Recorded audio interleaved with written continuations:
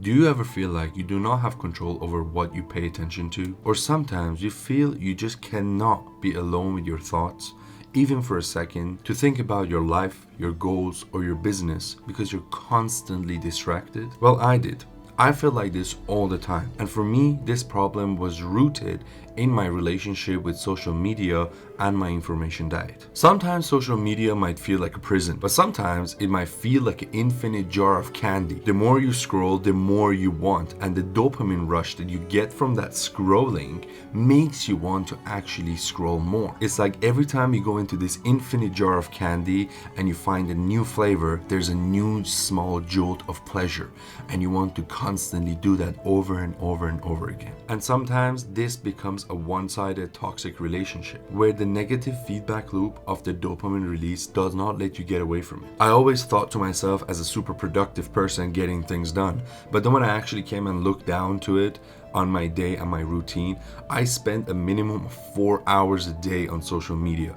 Every single downtime that I had was on social media. Every time I went to the toilet, washing dishes, or even getting out of the shower and just lying on my bed and scrolling on TikTok, I caught myself in these moments that I was just infinitely scrolling through social media without actually having an objective. But the worst thing for me was starting my day in someone else's life. I woke up and the first thing I opened was Instagram stories. I wanted to see what my friends were up to the day before, and I thought I'm missing out. And seeing other people's wonderful achievements or their parties or things that I didn't have at that point in my life made me feel like shit in my day. And I started my day in the worst mood possible. Now, all that said, I'm not saying we should quit social media altogether. There's a ton of advantages to it, in fact, which if you think about it, you can figure out. I'm not going to explore the advantages of social media today, but I am going to give you the tools so you can fix your relationship with social media. So if you felt that your relationship has been drifting with social media and your information diet has just been an absolute mess, if you're just like me and you're tired of having a ton on your to-do list and not getting things done properly, comparing yourself with others and feeling like you're not enough, not feeling fulfilled or happy with who you are, constantly getting new information into your head and being cluttered and distracted all the time, and you're looking for a solution to fix it, then this video is definitely for you. So today I want to explain for you how this relationship became so toxic and also give you a 3-step process that I use to get out of this toxic relationship and fix my information diet.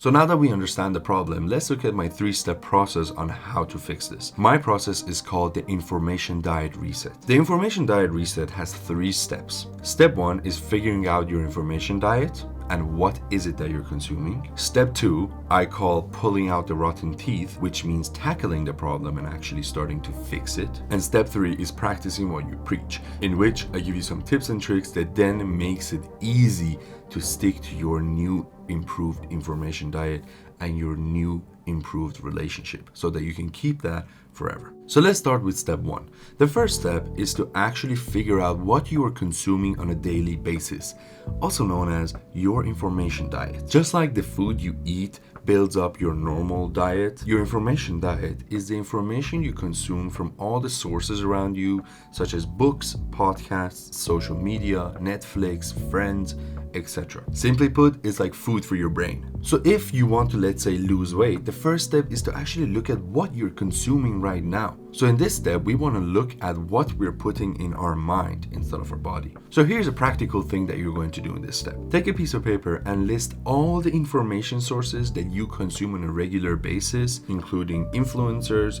YouTube, social media, TikTok, books, podcasts, etc. Mine looks something like this. Then all you gotta do is to monitor your behavior for a few days. All Android and Apple phones have a way to actually track how much time you're spending on each of these platforms. So do that, and if you're actually spending time on your laptop or let's say Chrome or something, there's extensions such as this one that you can use to track how much time you're spending on specific websites. Then on your piece of paper, just for 7 days, write down the amount of time that you spend on these social medias daily. This step will take you 1 minute per day to actually complete. Also, don't judge yourself with the numbers you're writing down. This step is all about building awareness for you to understand how much are you actually spending time. So for me, I thought I'm spending like 20 minutes a day on TikTok, and it turned out to be like an hour and a half. So the most important thing we want to do in this step is to actually figure out what apps are taking the most time. For me, this was YouTube and TikTok. So put a circle around those sources so you know those are your top 2 sources. You can even take it a step further and actually list all the influencers or channels that you follow on these top 2 sources. You can even distinguish the channels that you follow for entertainment and the channels that you follow for education. For me, this list looks something like this. As you see, I'm using my Notion template, which in fact I will also link down below so you can get it for free to do this information diet reset. Finally, to commit to changing and improving our behavior when it comes to social media and our information diet, what we're going to do is to put an X next to the channels that we can live without, the ones that we're going to eliminate. The point is for you to ask yourself, does this channel or creator or influencer bring me any inherent value? Is it improving my life when I actually go and look at this? This can be entertainment. Yes, I'm having fun, I'm having a laugh. That is value. So you don't need to eliminate all the channels you love. But I guarantee there's so many channels that you think you like, but you actually don't. There's no inherent value in them. A practice that I do in this step to actually see what channel is good for me and what channel is not is after I watch a video from them, I ask myself, what did I learn? Did I actually learn anything new in this?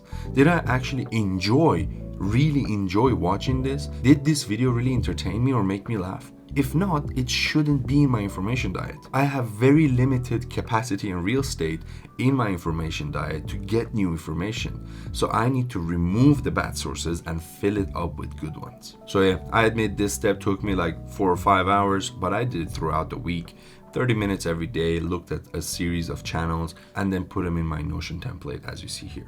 So if you are going to use my Notion template, your database might look something like this. But if you're not and you're using a piece of paper, go right there and then on YouTube and make those decisions per channel basis, unsubscribe, remove, unfollow. So that was step 1. Now that we have a very good awareness and understanding of the channels that were actually affecting us, now we're going to do a cleanup. We're going to pull out the rotten teeth before it starts hurting us. We're going to spend some time throughout the week. We're going to go on the different platforms that we listed and unsubscribe, unfollow, and remove the channels that have an X mark next to them. You've committed that you can live without those channels. So respect your decision and actually stick to it and remove those channels in your life. And in fact, YouTube recommendations or TikTok or something will probably resurface those creators for you if you are really interested in them. But the goal is to increase the quality of your information diet and actually only consume content from people that really entertain you and the people that you really resonate with. And yeah, after this step, in fact, it should be super easy for you to find those videos,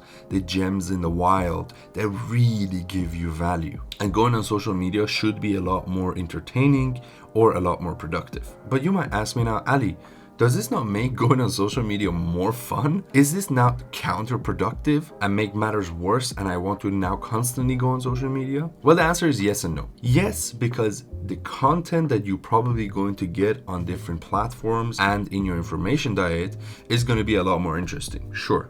But the first thing is you're still getting a lot better content, very high quality information. But the key now is to control the level that you indulge in this content, which then brings me to the next and final step of this process, which is practicing what you preach. So let's look at it. Just like if you want to fix your body and your normal diet, fixing your information diet also is slow. So you need consistency and you need to practice it daily.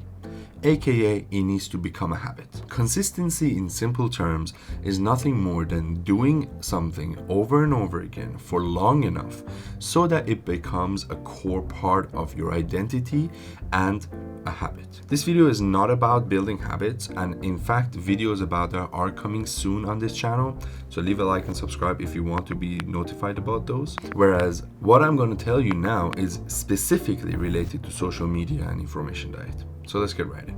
Tip number 1 I have for you is to make social media a conscious activity. This means instead of it being a subconscious thing that you do while you're sitting on the toilet or while you're doing dishes or something, make it an active thing. Put some time aside in your day where you actually indulge in social media, where you go on there to actually learn new stuff or in fact make yourself feel better, get entertained or whatever else. If you watched my last video on my daily routine, you can see that in fact I put a specific time slot called fun, and inside that I have a social media slot, which means those periods in my day are perfect for me to go on social media and indulge in a bit of entertainment if I want to. This makes consuming content a lot more fun as well, and it doesn't interfere with your normal productive tasks. In fact, when you have time slots allocated to doing deep work, you should put your phone away completely. So for me, this looks like not indulging in social media at all until after 5 p.m. But this doesn't mean I don't consume any information. I do still listen to podcasts, audiobooks, or read books, especially for my commute to work and back. I still reply to messages from my friends and family, but actually over time, I've given some nudges and hints to my family so that they don't actually bother me through my creative or organizational hours where I sit down and do deep work. That naturally for me has not been a problem. And yeah, for me, I love YouTube, for example. So now YouTube has become so much more entertaining for me. I go and dedicate an hour or two, really learn and improve my skills, learn about my mental health. So for example, if you again watch my daily routine, you can see that every single Monday I have a time slot just to listen to Diary of CEO podcast because it's so important and I learned so much from it. Tip number 2 is to put timer limits on your apps and turn off all notifications from all social media. I mean, it's super simple. Just take your phone and put a limit on the apps. The less valuable information an app has, the less the timer should be. It's directly proportional. So if you're not getting value from the app, put 5 minutes on it. But if you really like indulging in that app, for example, YouTube for me, then put an hour or 2. So for me, it actually looks like this. I have an hour for YouTube, 15 minutes on Twitter, 15 minutes on TikTok, 20 minutes on Instagram, and just 10 minutes on Facebook. And this is my whole limit per day. And you guessed it, I try to not indulge in any other social media like Snapchat, Clubhouse, Twitch, etc. And that's a total of 2 hours per day. That is my absolute max level, but I actually never even reach that on a daily basis. I've also turned off all notifications on all these apps. If anybody wants to reach out to me, for example, on Instagram or something, I make sure they have my WhatsApp or iMessage number so they can reach to me directly like that. But social media for me is not a place to actually indulge and have chats and conversations with people. So for you that might be different, so customize it to your needs and don't just copy my solution. The thing is, it will take time for you to figure out what works for you and what doesn't. So be patient with it and take it very slowly over a week, 2-3 weeks, and then you'll figure it out. I guarantee it. And my final tip is to actually upgrade your information diet on a regular basis. The key is practice, practice, practice. So if you want to become a better person with a huge, rich information diet so that the information that is in your head is super valuable and other people find it interesting, then you need to do this on a regular basis. So this looks like constantly removing sources that don't add you any inherent value and putting in new sources that you actually find valuable and resonate with. And for me, for example, I realized this after I did a week of dopamine detox, which by the way, I'm making a video on it and I will upload it on the channel soon. I actually replaced all my social media sources with better sources, such as books and podcasts. And I found it to be so much more enjoyable, in fact. Books and podcasts go a lot deeper in one topic and in fact give you the information and examples you need to truly understand that information and topic. It's not like a 15-second TikTok which gives you a piece of information, they go away, and then now you have to sit and think about the examples or the implications yourself. And yeah, these ideas over time from books and podcasts will start to connect to each other. So for example, I put everything in my knowledge hub and second brain. If you don't know how to build a second brain, I have a series on my channel that teaches you how to build everything from scratch. And using those informations I get from all these awesome books and sources and podcasts, then I can create new content and be more creative with.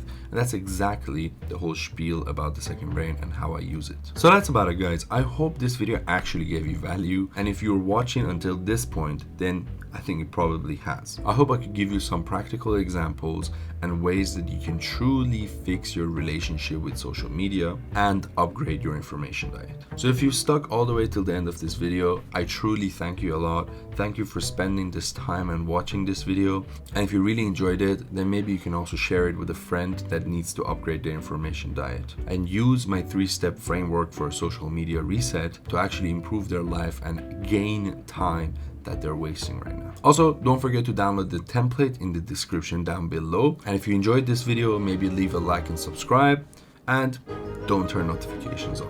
I don't care about that. So I'll catch you guys in the next one then.